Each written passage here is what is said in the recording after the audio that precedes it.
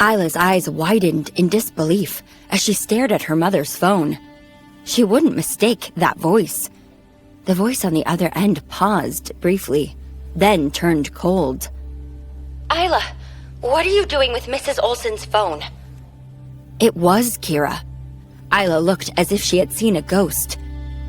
She whispered to herself, "No, it can't be." She glanced down at the phone again.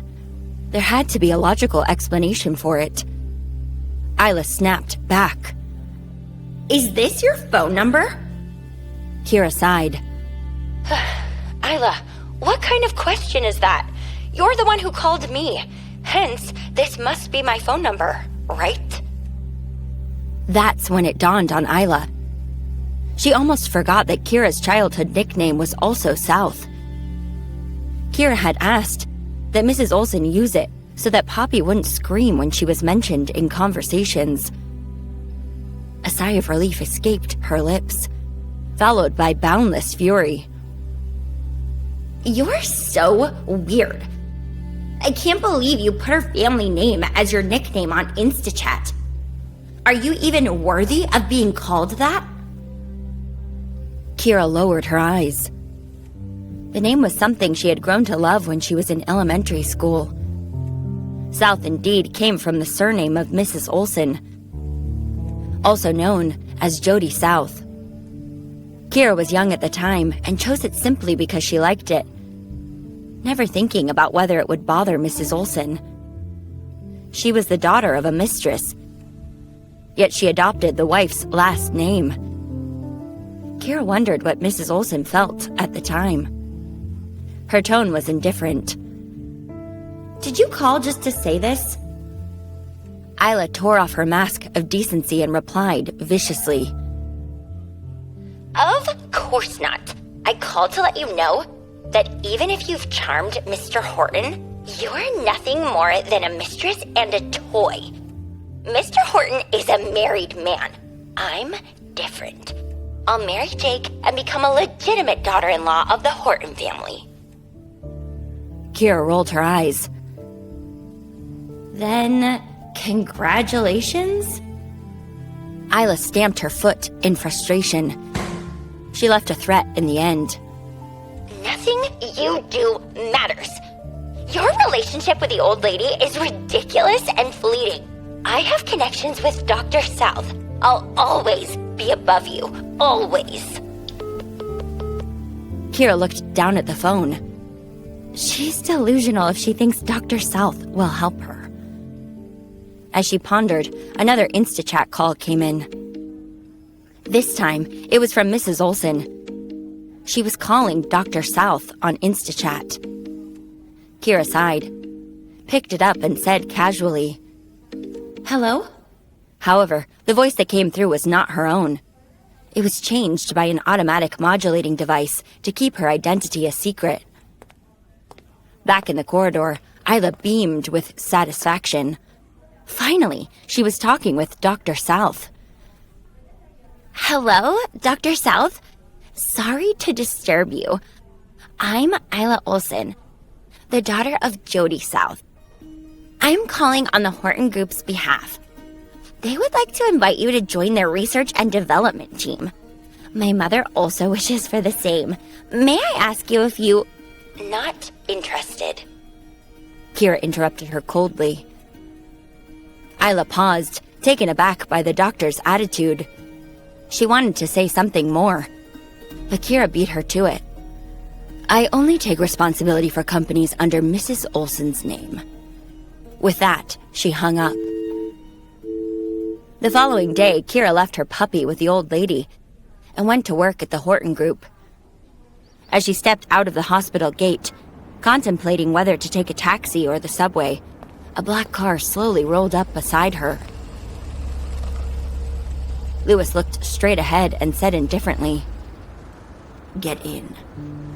Kira refused. "I don't think I should do that.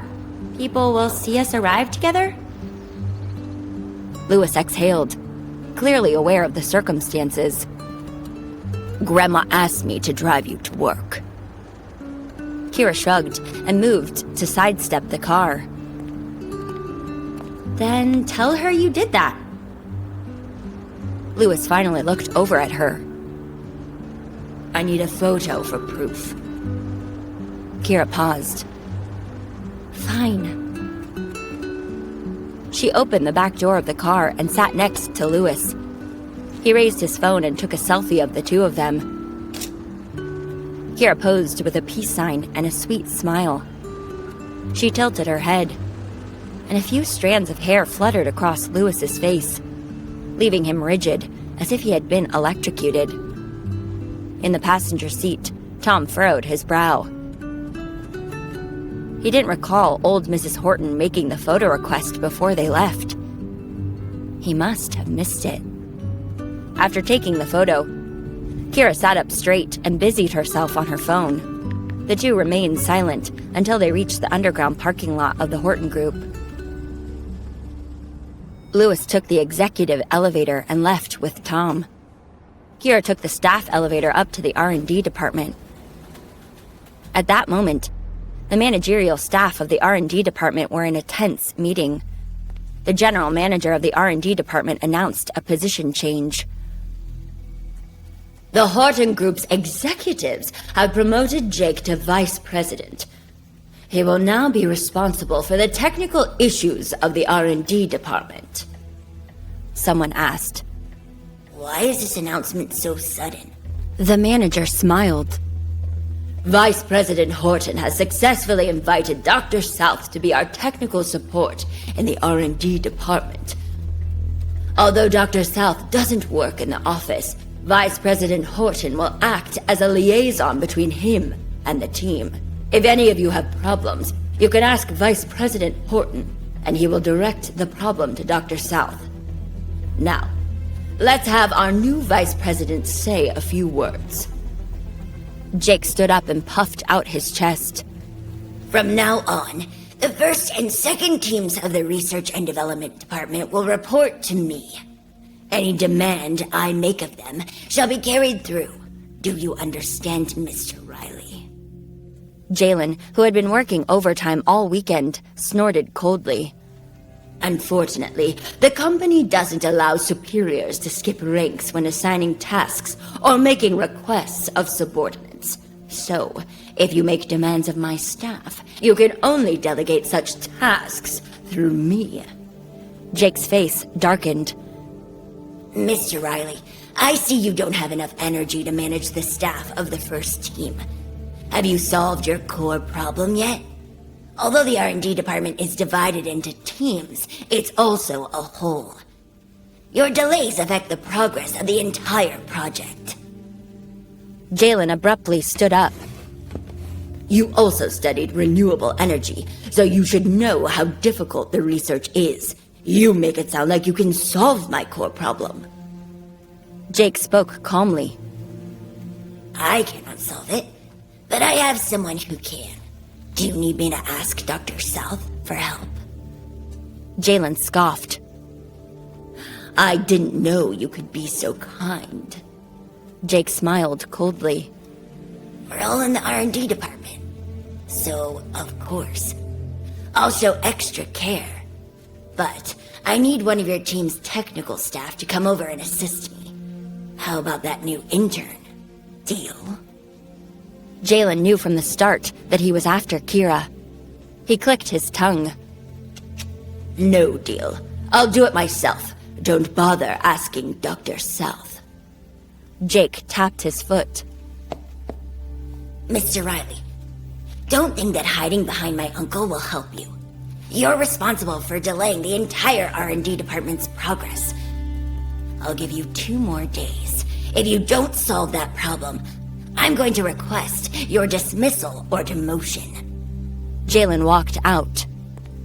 Then let's see if you're capable of that. He had held his own in the office, but once he stepped outside, Jalen lost his composure. He knew even if Lewis wanted to protect him, if Jake really put forward a request for dismissal, it would be troublesome.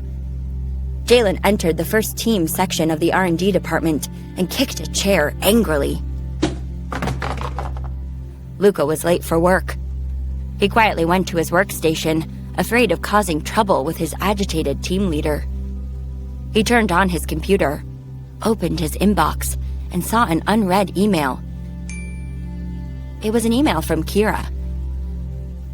Did she really solve the core problem? See that button on screen? That's your full story. Tap it and download the Pocket FM app now for free.